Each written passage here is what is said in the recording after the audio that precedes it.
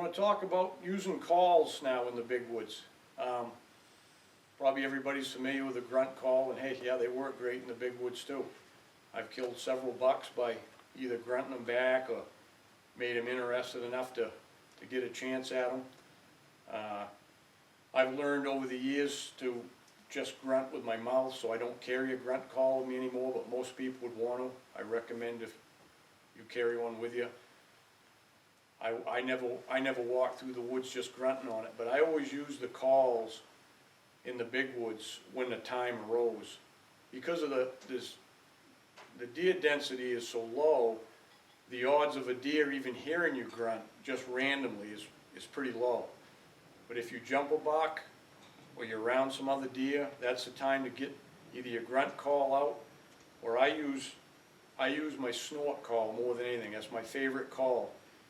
We have these, called the Big Woods Deer Call, and it's actually a dual use call. I carry it right in my pocket, but we got a little fob on here if you want to carry it on your neck. Some people do. But this call, it imitates a bleat, and it also, I use it to snort with. So if we want to just bleat with it, we just,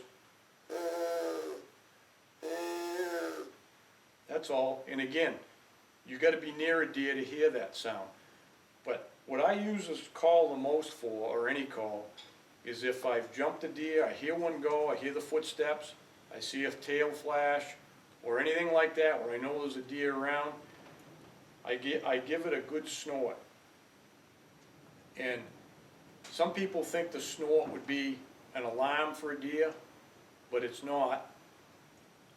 Blowing, I'd call blowing, or you might call it snorting, but if you hear the steady blowing of a deer like shh, shh, shh, shh, shh, yes, that deer's spooked, you're probably not going to do much with them. Quite often these deer in the big woods, they don't have as much communication around with hunters or anything else, so they'll usually snort once, or they might go off in the distance and stop, and they'll snort just one long one. I learned over the years that wasn't an alarm, it was just some kind of a communication between deer. So that's what I do. If I spook a deer, I'll give one long blast on it, and it tails off at the end. It's just a long, steady one that tails off. Quite often, they'll snort right back to me. They might only be 100 yards, but the good thing is I've located them.